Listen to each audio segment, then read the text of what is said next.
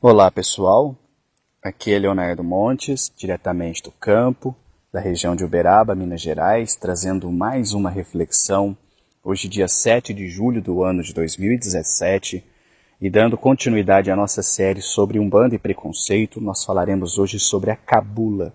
Se você quiser ouvir outras reflexões, acesse youtube.com/mediumdeumbanda e curta também a nossa página no Facebook, facebook.com/mediumdeumbanda. Bom, você já ouviu falar na Cabula?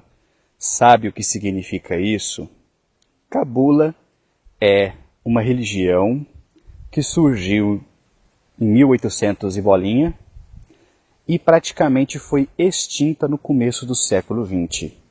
Porém, as suas influências até hoje existem em nossa cultura religiosa e em diversos movimentos, inclusive na Umbanda.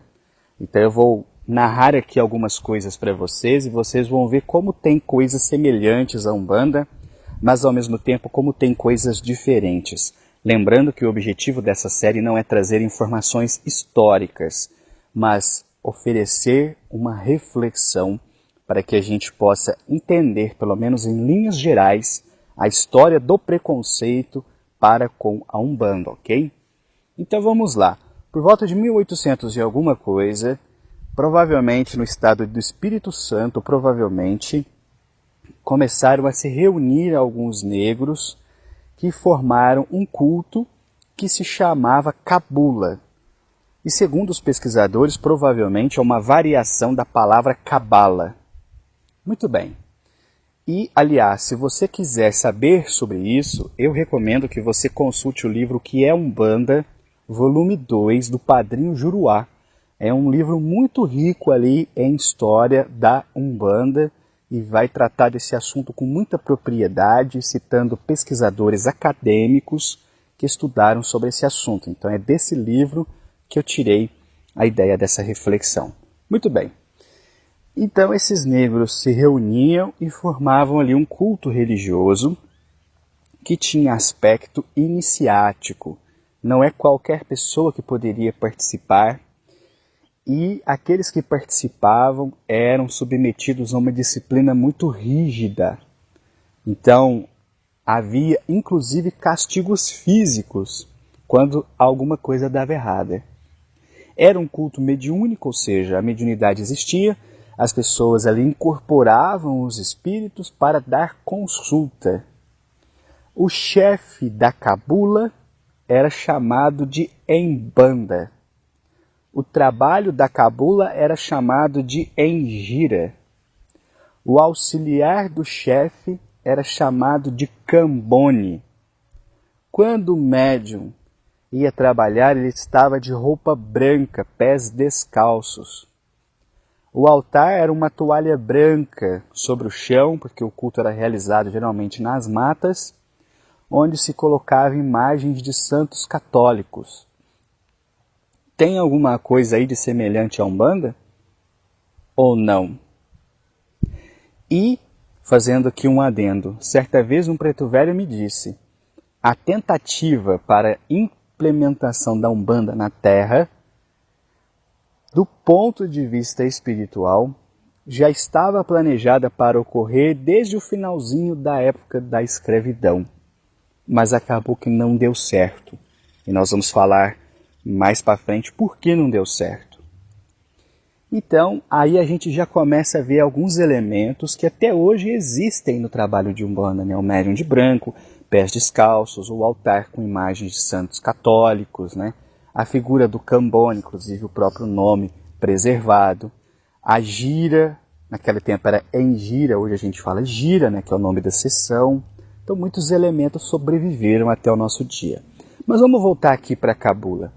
A Cabula, diferente da Umbanda, porque talvez algumas pessoas se perguntem, mas isso aí não é a prova de que a Umbanda já existia antes do Zélio? Não, porque a Umbanda tem uma estrutura e tem um qualificativo moral, que era o que faltava na Cabula, que era um culto não organizado e não tinha essa base moral, porque os trabalhos executados na Cabula eram trabalhos amorais. Se podia fazer o bem e se podia fazer o mal. E na Umbanda só se pode fazer o bem. Então, Aí o que acontecia? A cabula começou a crescer. Há uma carta de um bispo do começo do século XX, bispo católico, onde ele narra que em 3 cidadezinhas do Espírito Santo havia cerca de 8.000 pessoas que participavam dos trabalhos. Nessa época, já no começo do século XX, a cabula já não era tão rígida e tão fechada entre os negros. Depois do período da escravidão, ela passou a aceitar brancos também. Então, a cabula vai dar origem à macumba carioca, mas nós vamos falar disso para frente. Muito bem. Começou então a haver um grande movimento, muitas pessoas participando, aquilo foi crescendo e foi incomodando profundamente a igreja, e esse próprio bispo, na carta que ele escreveu, que foi encontrada, é documento histórico, é fato, esse próprio bispo narrando que usava do púlpito da igreja para esclarecer a população que a cabula era coisa do demônio, que era coisa negativa, coisa do capeta e tudo mais. Então aí a gente começa a perceber o link com a questão do preconceito. Agora, é claro que a cabula tinha uma série de práticas bem bizarras. Por exemplo, os textos mostram que as casas de cabula eram inimigas umas das outras, elas competiam entre si. Algo que às vezes a gente vê entre terreiros, né? Quantas vezes eu já disse que entre terreiros não pode haver muro? E que inclusive eu, sendo médium de uma casa, trabalho em outra casa, em outra área. Qual o problema disso? Não está tudo trabalhando para uma causa só? Ou será que lá em Aruanda tem muro? Não, não tem.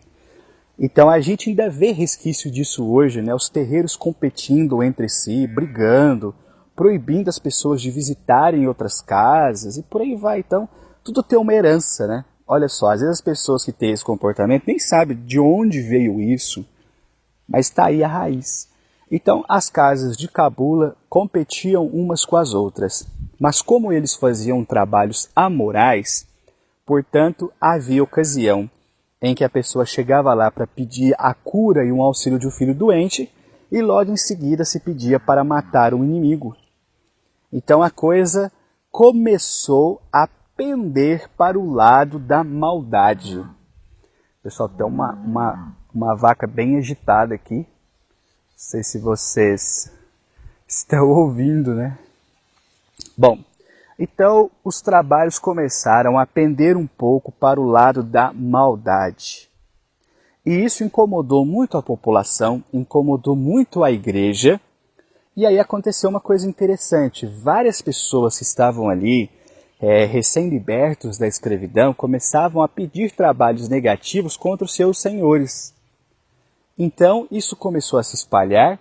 Esses fazendeiros se sentiram intimidados, porque imagina, 8.000 pessoas. Vamos supor ali que 5.000 resolvesse sair da coisa da feitiçaria e pegar nas armas e fazer uma revolução no pedaço. Então era de se preocupar, não era?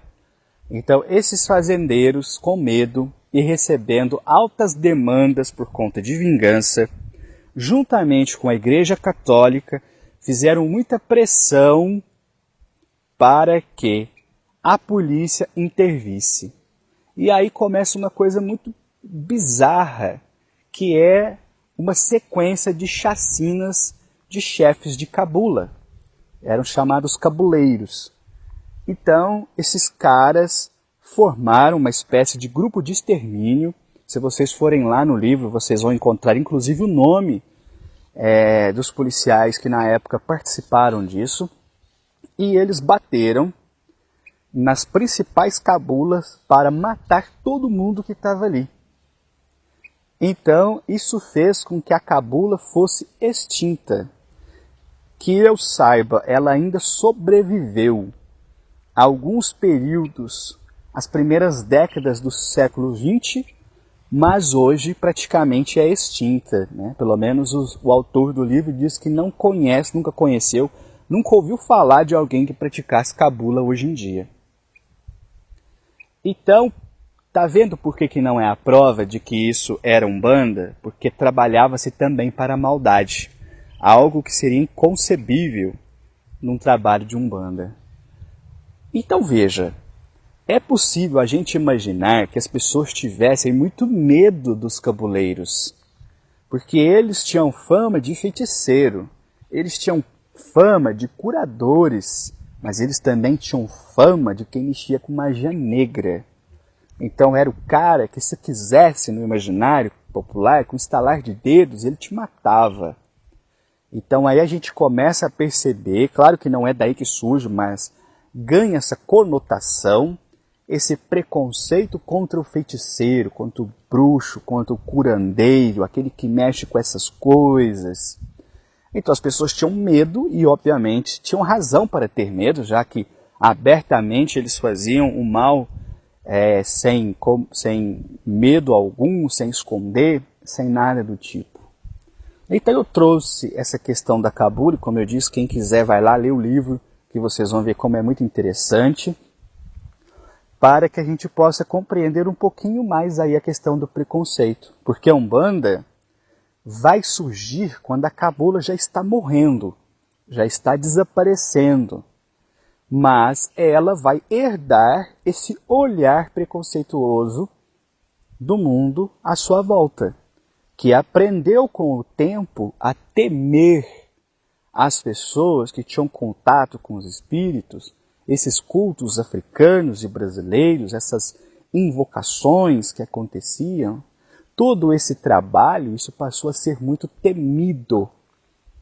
E a gente sabe que uma das bases do preconceito é justamente o medo, né? Quanto mais medo você tem de uma coisa, mais se combate essa coisa. Bom, eu vou parando por aqui. Se você quiser ouvir outras reflexões, acesse youtube.com/medium de Umbanda. Um abraço a todos.